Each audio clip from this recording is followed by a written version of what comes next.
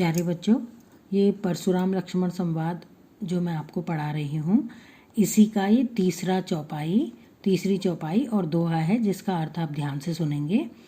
बिहसी लखन बोले मृदुबानी। देखो, अभी तक आपने देख लिया क्या हुआ कि परशुराम आए और बहस करने लगे, तो लक्ष्मण ने भी उनका बार बार अपमान करके उनसे बार बार बहस करने लगे। तो अब क्या कह रहे हैं, बिहसी लखन बोले मृदुबानी। उधर जब फरसा दिखा करके वो डराने लगे और मारने को दौड़ने लगे, तो तब लक्ष्मण हंसते हुए उनसे बोले। लक्ष्मण हंसते हुए परशुराम जी से मृदु बाणी में बोले, कोमल बाणी में बोले, अहो मुनीसु महाभट माने। मुनि तो बहुत ही चालाक हैं, महाभट माने मतलब बहुत ज़्यादा चतुर हैं। पुनि पुनि मोहे दिखाव कोठारू, मतलब मुझे बार बार अपना ये फरसा दिखा रहे हैं, कोठारू दिखा रहे हैं। चाहत उड़ावन फूकी पहाड़ू, जैसे कि वो फूक से ही पहाड़ को उड़ा देंगे।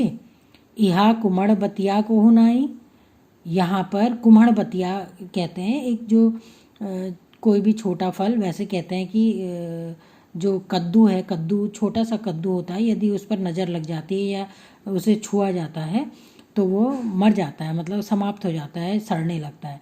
तो ये वही कह रहे हैं कि यहाँ पर कोई ऐसा बच्चा फल नहीं है जो कि तर्जनी उंगली देख करके ही मर जाता है। आपने सुना होगा, घर परिवार में भी कहते हैं कि उंगली मत लगाओ, फल सड़ जाएगा, कद्दू में उंगली मत लगाओ, ऐसे कहते हैं ना। तो ऐसे ही यहाँ पर कोई भी बच्चा फल नहीं है जो कि तर्जनी उंगली देख करके मर जाएगा। देखी कुठारू सरासन बाना, मैं कछु कहा सहित अभिमाना। मैंने तो आपका ये कुठार और धनुष बाण पहले ही देख करके ही बहुत सब कुछ कहा है, अभिमान सहित सब कुछ कहा है। भृगुसुत समुझी जनेऊ बिलोकी, जो कछु कहो सहो रिस रोकी। आपको भृगुकुल का पुत्र, यानी कि आपको भृगु का पुत्र जान करके और आपकी जनेऊ देख करके, आपने जनेऊ पहनी है, वह देख करके मैंने जो कुछ भी कहा है वह सब कुछ अपना क्रोध रोक करके ही कहा है। सुर महिसुर हरिजन अरुगाई। सुर मतलब देवता, महिसुर देवता, पंडित और ईश्वर का भजन करने वाले, और गाय, इन सब पर हमरे कुल इन्ह पर न सुराई।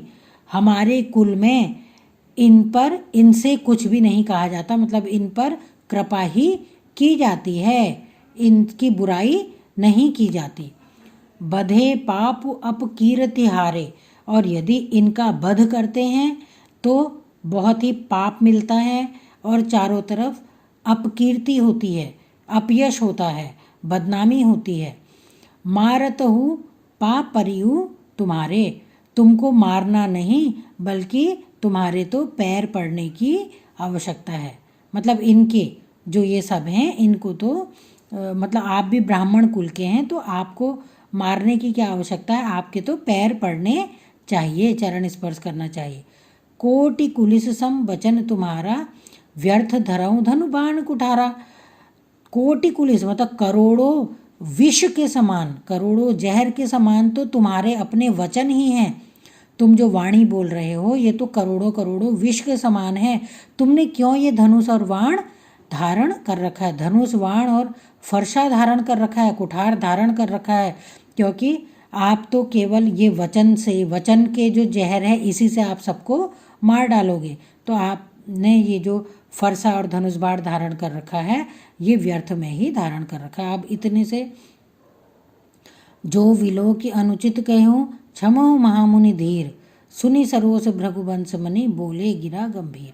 तो अब इतना सब कुछ, जब इतनी सारी कठोर वचन लक्ष्मण जी ने कहे तो परशुराम जी को अपना अपमान लगा। तो उस अपमान में फिर उनको बहुत ही अधिक क्रोध आएगा, ऐसा सोच करके जो हमारे भृगुवंशवणी यहाँ पर उनके लिए विश्वामित्र के साथ गए थे ना, तो विश्वामित्र ने यह सब कुछ देख करके ऐसा कहा कि हे महामुनि, इस बच्चे ने जो कुछ भी अनुचित कहा है उसके लिए आप क्षमा कर दीजिए या मैं आपसे क्षमा मांगता हूँ। ऐसा किसने कहा? सुनी सरोस। ऐसा जो सरोष मतलब थोड़ा सा मन में दुखी होते हुए विश्वामित्र जी गंभीर स्वर में बोले। किनसे बोले? परशुराम जी से विश्वामित्र जी गंभीर स्वर में बोले कि हे महामुनि, यदि इस बालक ने कुछ अनुचित कहा है तो आप हमें क्षमा कर दीजिए और इसे भी क्षमा कर दीजिए या मैं इसकी तरफ से क्षमा मांगता हूँ।